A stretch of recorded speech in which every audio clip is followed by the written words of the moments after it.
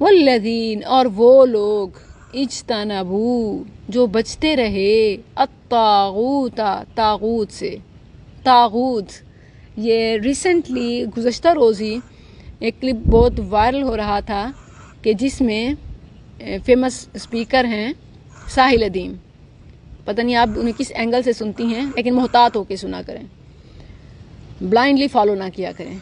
انہوں نے ایک اچھی بات کہی ہے اور ایک پاکستان میں ناخواندگی کی شرح اور خاص طور پر خواتین کی پرسنٹیج کے حوالے سے بات ہو رہی تھی, تو اس میں انہوں نے کہا کہ 95% خواتین جاہل ہیں. تو وہاں پر ایک اسٹوڈنٹ لیڈی اسٹوڈنٹ نے بڑا آرگومنٹ بھی کیا, احتجاج کیا. تو مطلب انہوں نے پھر ان سے ایک طاغوت کی بات پوچھی تو انہوں نے کہا کہ ہاں مجھے آپ سے ہی پتہ چلا ہے کہ طاغوت کس کو کہتے ہیں, اس سے پہلے پتہ نہیں تھا. اب آپ دیکھیں کہ یہ بنیادی چیز ہے طاغوت اور ہمیں پتہ ہی نہیں ہے کہ کس کو کہتے ہیں. لا الہ الا اللہ. اور یہ بات سچ ہے, میں اس بات سے ان سے اتفاق کرتی ہوں. واقعی یہ جو ایون نسلوں میں جہالت کی وجہ ہے, اس میں خواتین کی جہالت میں بڑا حصہ ہے, خواتین کی جہالت کا بڑا حصہ ہے. اور کیوں وجہ آپ خود کہتی ہیں الام مدرسہ, ماں مدرسہ ہے نا.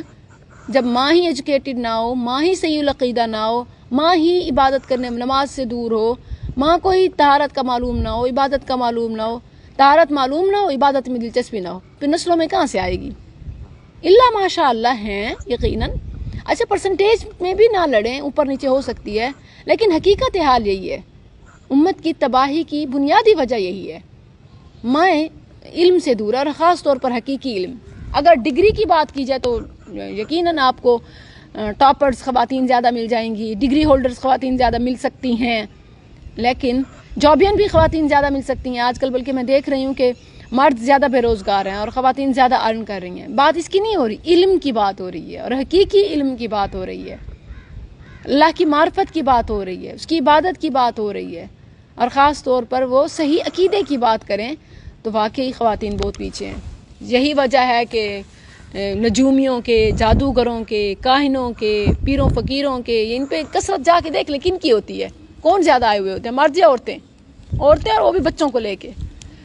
تو بہرحال یہ تو بنیادی چیز ہے. سورہ بقرہ میں بھی آپ نے پڑھا طاغوت کس کو کہتے ہیں. طغا یطغا, طغیان, طغیانی اسی سے ہے, کسی چیز کا اپنی حد سے آگے بڑھ جانا. تمام باطل معبود طاغوت ہیں کیونکہ انہیں حد سے بڑھا کر اللہ کے برابر کر دیا گیا. اسی لیے شیطان کو طاغوت کہتے ہیں. جو شخص لوگوں سے اللہ کے مقابلے میں بندگی کرواتا ہے, اپنی بات منواتا ہے, وہ طاغوت ہے. اسی لیے شیطان کو بھی طاغوت کہتے ہیں, بت بھی طاغوت ہیں, اور ہر وہ انسان جو بندگی کی حد سے نکل کر اپنے آپ کو خدائی کے مقام پہ رکھتا ہے, اپنی جائز ناجائز بات منواتا ہے, خاص طور پر ناجائز حرام, تو وہ کیا ہے؟ طاغوت. اور اس کی عبادت یہ نہیں کہ اس کی عبادت کیسے, عبادت سے مراد محض یہ نہیں ہے اسے سجدہ کرنا, بلکہ اس کی بات ماننا, اس کی بجا آوری, اس کی پیروی, یہ اس کی عبادت ہے. اور توحید کے لیے, اللہ کی عبادت کے لیے, صرف اللہ کے لیے اس کی جو فرمانبرداری کے کام ہیں وہ بجا لانا کافی نہیں ہے, بلکہ طاغوت سے کنارہ بھی لازم ہے. لا الہ, پہلے نفی ہوتی ہے سب کی, غیروں کی, پھر آتا ہے الا اللہ, یہ ہے توحید. سورہ بقرہ میں بھی ہے فمن یکفر بالطاغوت, جو طاغوت کا, یہ شخص بھی ہو سکتی ہے, شیطان بھی ہو سکتا ہے, طاغوت شیطان بھی ہو سکتا ہے, شخص بھی ہو سکتا ہے, اور سسٹم بھی ہو سکتا ہے. فمن یکفر بالطاغوت ویؤمن باللہ فقد استمسک بالعروۃ الوثقی. توحید کس کو نصیب ہوتی ہے, صحیح عقیدہ کس کا ہوتا ہے؟ جو پہلے طاغوت کا انکار کرے, پھر اللہ پر ایمان لائے, اور یؤمن باللہ, اور اللہ پر ایمان لائے, تو گویا اس نے مضبوط کڑے کو پکڑ لیا. والذین اجتنبوا الطاغوت, اور وہ لوگ جنہوں نے طاغوت سے اجتناب کیا.